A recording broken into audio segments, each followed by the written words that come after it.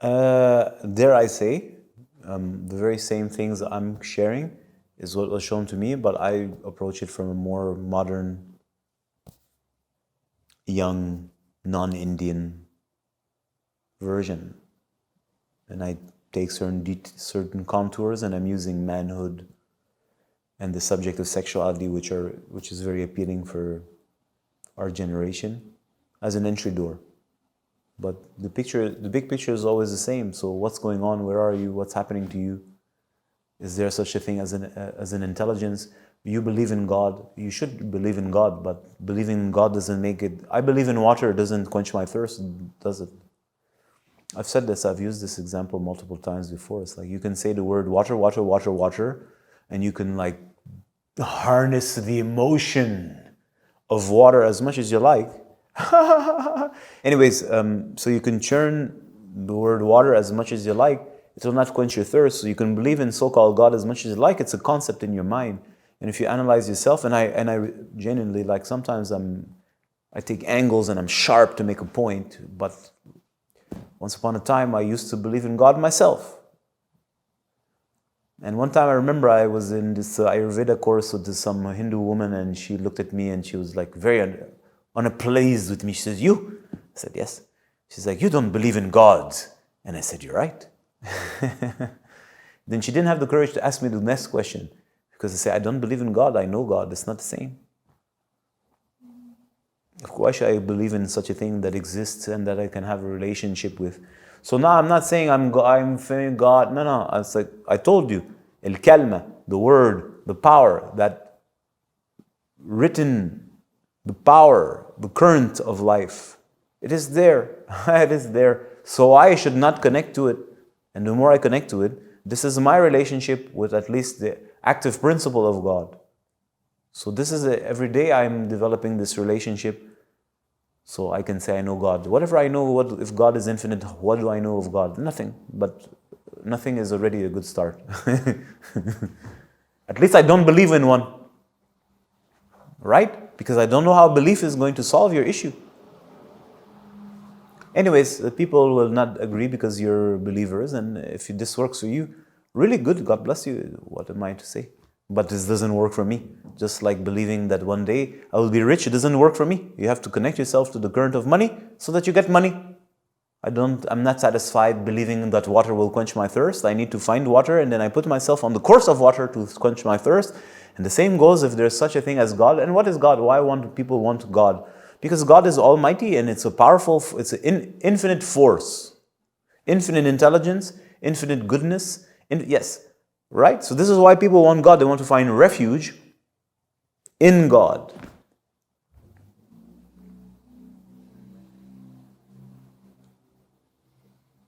Why? So that you can rest, because otherwise the world outside is madness. It makes no sense. It's chaotic. It's evil. At least it's apparently evil. It's gonna suck you. So you want to go find refuge in something good. But your concept of God is good, being this is evil and this is good. But if you stop for a minute, this was something that has always annoyed me in the so-called theology of Christianity. It's like, yeah, but wait a minute, didn't God make that thing called Lucifer? So that if God made that thing called Lucifer, that means clearly Lucifer is playing into God's game. So there's no war between God and Lucifer. Lucifer is a puppet. Right? So it's obviously because that's what God, the definition of God is, a supreme intelligence. This is a supreme one, almighty one. So all this to say is what? It's not sufficient, in my humble opinion, to believe in something. It's not going to help you with your fear. It cannot. How can it? You're scared because you don't know. You believe. It's not enough. But why should you know if you can also connect to this power yourself? You can also, and learn how to be in dialogue with that power, and it passes through you literally at the core of your core of spinal column. And notice I did not say the word Kundalini, did I? I didn't say Kundalini. No. I said the words, you heard it. Anyways, let's not get in yogic debates and whatnot for now. So this is what I have to say. And without this, so your question was, what did this man teach me? He gave me big picture, a little like I'm doing. Big picture, like imbecile. What are you doing? I'm like, I don't know what I'm doing, I'm lost. Yes, you know why you're lost? No, I don't even know why I'm lost. Because you're not connected. You're lost, roaming emptiness, trying to find in all this madness something that is going to give you, support you. How is it that the car will support you? How will this woman support you? How will this money that is nothing support you? How is this house going to support you? It's not even yours. On top of that, like, this is not even your house, you imbecile. And this is not really your wife. And these are not really your children. And even if they are, sooner or later you'll die, then what happens? They're not there, what will you do? And I was very receptive to this because, I don't know why, but I'm just receptive to this. It made perfect sense to me. The way that the people around me lived made no sense to me, and I didn't understand why they invest all their lives into it. And they do it, of course, everybody invests their energy into what they believe is going to bring them peace, isn't it? And I don't know how something that is not yours, something that is transitory, something that is false, can give you peace. But people, they delude themselves. And this is the beauty of alcohol, this is the beauty of drugs, this is the beauty of television, this is the beauty of meat, this is the beauty of all those substances that numb you and make you stupid so that you can believe in nonsense. The more numb you are, the more you can pretend that I'm strong. I don't know what to say. Listen, the world is full of people and everybody believes in whatever they want, so I don't want to insult anyone. I don't care at the end of the day, genuinely. I'm sharing with you what makes sense to me, and this is what makes sense to me. How could you accept anything besides what's absolute? And if that absolute doesn't encompass everything, then it is not absolute. So when your God doesn't encompass your Lucifer, then your God is not so God, or he has no dick. And if he has no dick, you should run. This is your God, he's scared of Lucifer and there's a war with Lucifer? Really? Anyways, everybody can understand this in whatever way you want. I'm simplifying, I think you understand. This is, what God is this? What God has made Lucifer so that Lucifer punish me so that they can test my true heart for the truth. I'm like, you're fucking crazy. This is why I say to this God, you're insane. This is why I say to him. And many people feel the same. Fuck your God. He's a stupid God. And when you look, I'm sorry, I don't want to insult the people, right? Listen, go study the mythology. They're insane, those gods. They're fighting and fucking each other and raping each other and burning each other. And this also includes all the Hindu gods. Dare we ever not speak about the Hindu gods? They're the most crazy ones.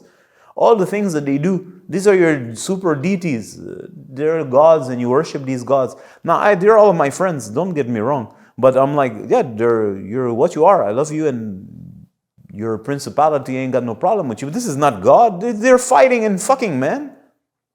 They go to war, they kill each other, they trick each other. This is God for you? It's what they are. I love powers. Don't get me wrong. We've spoken about this multiple times so that we can speak about this today. There are powers. I love powers. I respect powers. Each power has its jurisdiction and it has its way and mode of operation, and it has a possibility within myself. And if I'm to serve, I will serve with the grace of God. Thank you so much. But at the end of the day, how is it that you can satisfy yourself with something so little?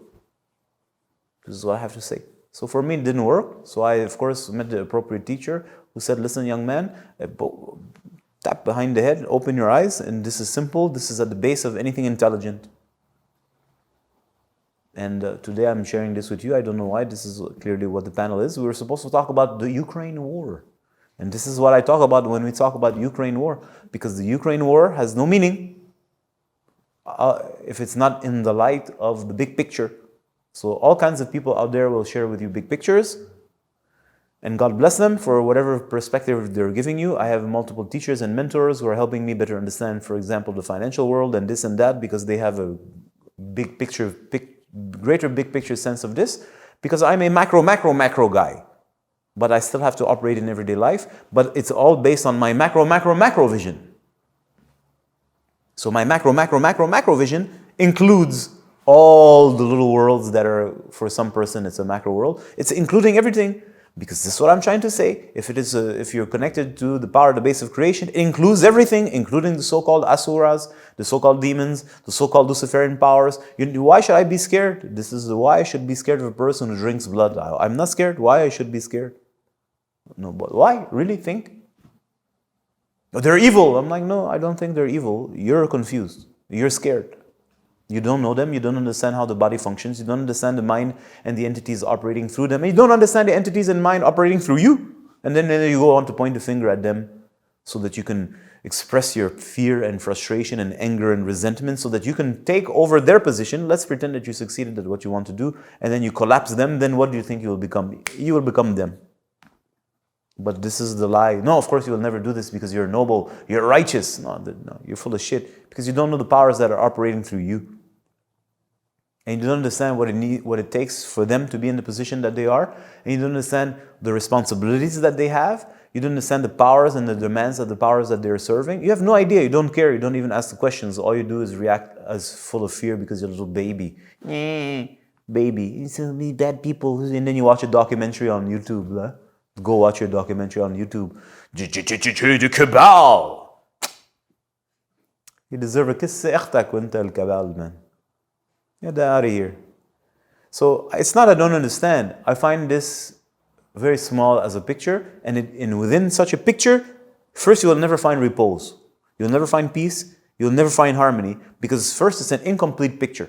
And in order to find repose and peace, you have to go deeper. And if you want to go deeper, well, you're going to have to let go of that surface and the intoxication of your anger and all your emotions and all that heat that you love so much. You're going to have to go a little deeper, and it's going to shatter your perception of reality so that you can discover a greater picture in which there's a greater intelligence, and there will be a light, because everything is full of light, even what you call darkness. Anyways, I apologize if you feel offended by what I said. I was a little harsh, I agree, but not really. And and now I will stop.